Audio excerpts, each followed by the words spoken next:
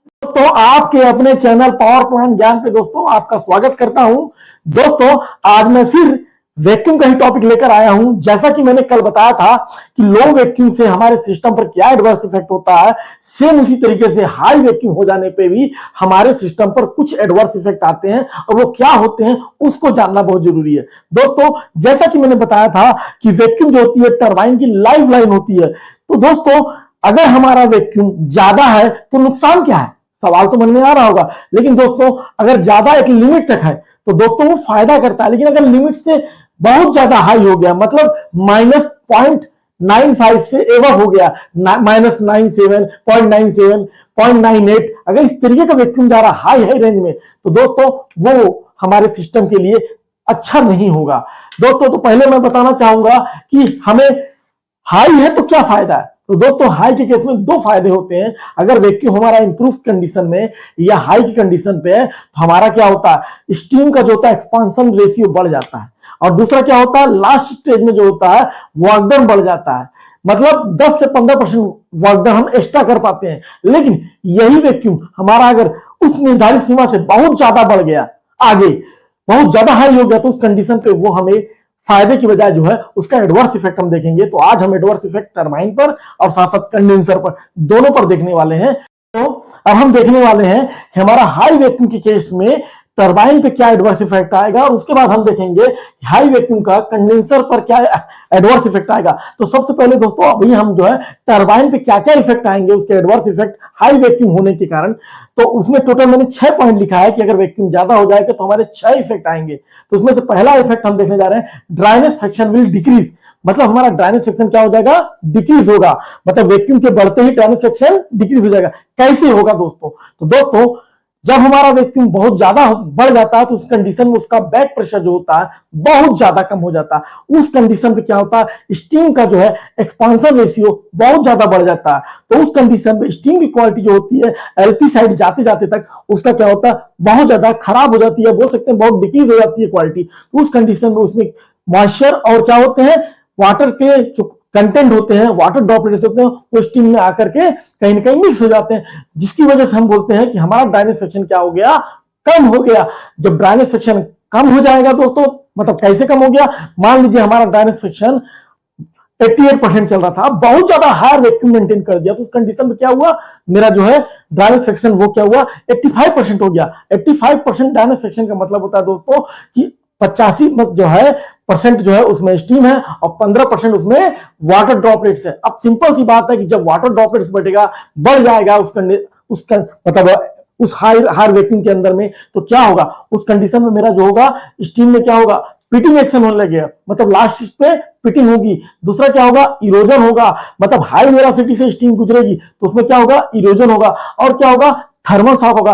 अब सोचिए मेरा टरबाइन जो है लास्ट ब्लेड्स लगे हैं वो घूम रहे हैं, उसमें टेम्परेचर है, तो वो क्या होगा, अनइवन टेम्परेचर की वजह से उसमें क्या होगा, स्टेज डेवलप होगा, जिसकी वजह से उसमें क्या होगा, सीधा सीधा जो होगा उसमें थर्मल शॉक आएगा, और उस थर्मल शॉक की वजह से हमारा जो होगा ब्लेड जो है डैमेज होने का चांस है दोस्तों। तो दोस्तों ये रहा मेरा ड्राइनेस फ्रैक्शन डिक्रीज होने का। नेक्स्ट है हमारा specific volume of steam will increase. कहने का मतलब है दोस्तों कि जब मेरा वैक्यूम बहुत ज्यादा बढ़ जाता है तो उस कंडीशन पे स्टीम का स्पेसिफिक वॉल्यूम बढ़ जाता है। कैसे बढ़ता है दोस्तों, उसको बताते हैं।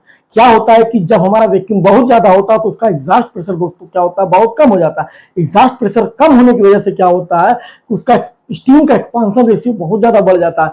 मतलब 1 kg स्टीम के लिए जो रहने की जगह है वो क्वांटिटी बहुत ज्यादा बढ़ जाती है। मतलब एक्सपांशन रेशियो जब कम था तो स्टीम 1 kg की स्टीम कम जगह घेर रहा था, अब एक्सपांशन रेशियो बढ़ गया तो स्टीम क्या हुआ, ज्यादा जगह घेरने लग गया।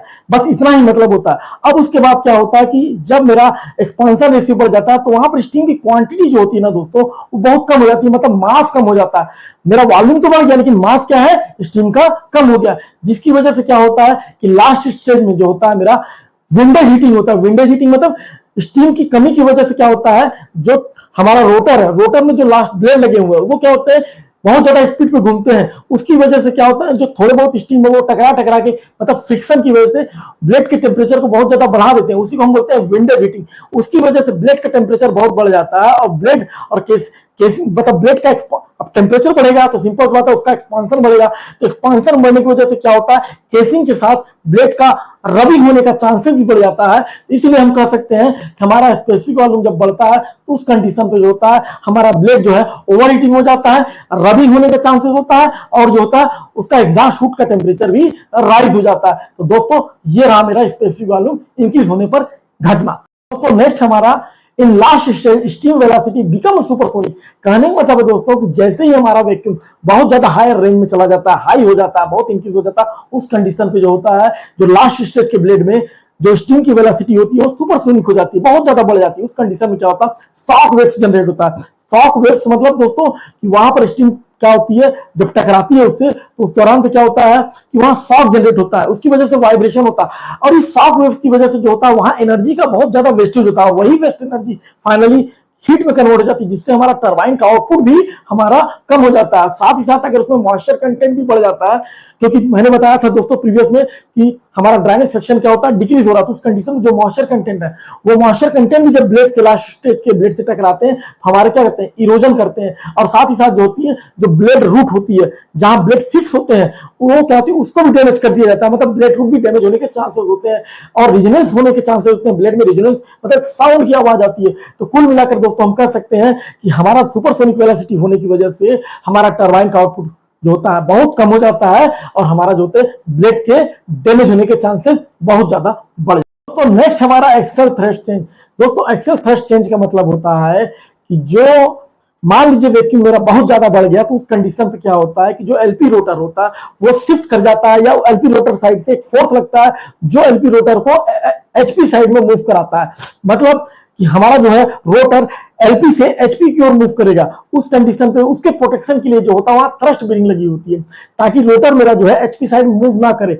लेकिन जब हमारा वैक्यूम बहुत ज्यादा होता है तो वो फोर्स जो है क्वांटिटी या अमाउंट जो बोलते हैं बहुत ज्यादा बढ़ जाएगा, जिससे हमारा जो होगा थ्रस्ट बेरिंग फेल हो सकता है। दोस्तों ये तो रही घटना मेरी हाई वैक्यूम की। लेकिन अगर मैं बात करूं कि लो वैक्यूम में मेरा एक्सियल थ्रस्ट उल्टा होता है। अगर जितना लो वैक्यूम रहेगा मेरा रोटर जो है शिफ्ट करेगा, वो क्या होगा, शिफ्ट करेगा जनरेटर साइड में। मतलब वहां एक फोर्स जनरेट होगा जो एलपी रोटर को जनरेटर की ओर शिफ्ट करता था। और यहां पर उल्टा है, यहां पर क्या है, हाई वैक्यूम के केस में मेरा एलपी रोटर जो है को मूव कराएगा अपना एचपी साइड में।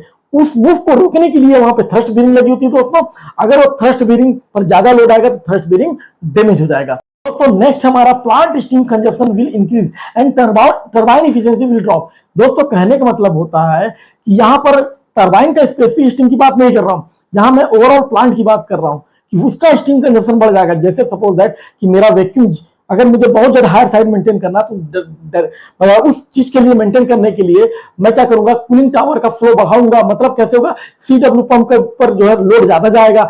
कूलिंग टावर में जो फैन लगे हुए हैं सीटी फैन, उसको भी मैं बहुत ज्यादा चलाऊंगा। उसकी वजह से जो मेरा पावर प्लांट में जो 1 मेगावाट जनरेट करने के लिए जितना ऑक्सिलरी लग रहा था, अब वही सेम जनरेट करने के लिए मेरा ऑक्सिलरी बढ़ेगा। मतलब ऑक्सिलरी का कंजप्शन भी बढ़ जाएगा हायर वैक्यूम मेंटेन करने के लिए। अब अगर सिंपल सी बात है कि अगर मैं हायर वैक्यूम मेंटेन करने के लिए ऑक्सिलरी बढ़ रहा है तो कहीं ना कहीं वो जो ऑक्सिलरी है वो जो जनरेट हो रही है वो कहीं ना कहीं स्टीम से ही जनरेट हो रही है। तो मैं ये कह सकता हूं कि मेरा स्टीम का कंजप्शन जो है बढ़ चुका होगा। अगर हम देखेंगे प्लांट वाइज या हम टरबाइन को छोड़ के अगर प्लांट के हिसाब से बात करेंगे तो प्लांट का स्पेसिफिक स्टीम कंजप्शन हमें ओवरऑल में बढ़ा हुआ मिलेगा। तो दोस्तों नेक्स्ट है हमारा हॉगर एंड इजेक्टर ओवरलोडेड।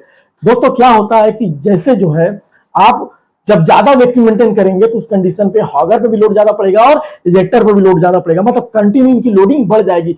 मतलब अगर हमारे पास अगर एट ए टाइम पे अगर 2 इजेक्टर है तो हमें 2 इजेक्टर लेना पड़ेगा। क्योंकि क्या होता है कि हम क्या करते हैं, एक हॉगर इजेक्टर करते हैं। लेकिन क्या होगा उस कंडीशन में, हमें हायर वैक्यूम मेंटेन करने के लिए हमें जो है स्टैंड बाय इजेक्टर को भी लेना पड़ेगा और स्टैंड बाय हॉगर को भी लेना पड़ेगा। तो उस कंडीशन में हम बोल सकते हैं कि हमारा हॉगर इजेक्टर का भी ओवरलोड हो चुका होगा। तो दोस्तों ये रहा मेरा इफेक्ट ऑन टरबाइन।